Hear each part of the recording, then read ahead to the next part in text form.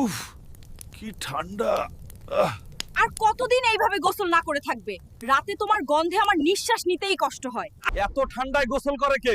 শীতকালে বউ নিয়ে ঘুমাইতে ভাল লাগে, কিন্তু গোসল করতে ভাল লাগে না। আজ 30 দিন হইলো গোসল করি না। হালকার গন্ধে গ্রামে থাকুন যাইবো না। আমি তো এমনই ঠান্ডায় মরতাছি, সবাই পালাইতেছে কেন? দাদু, তোমার নাতি হালকা 1 মাস ধরে গোসল করে না, ওর গন্ধে আর থাকা যাচ্ছে না, আপনি কিছু করেন। দাঁড়া, আমার মাথায় হালারে গোসল করানোর বুদ্ধি আইছে। চল সবাই।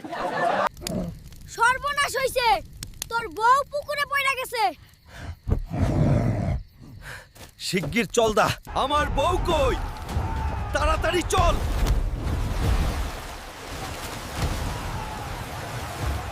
আরে বলদ, আমার কিচ্ছু হয় নাই, তোকে গোসল করানোর জন্যই এই নাটক করছি, বুঝেছিস? শুধু কি আমি গোসল করি না, যারা ভিডিওতে লাইক আর সাবস্ক্রাইব করবে না ওরাও কিন্তু গোসল করে না।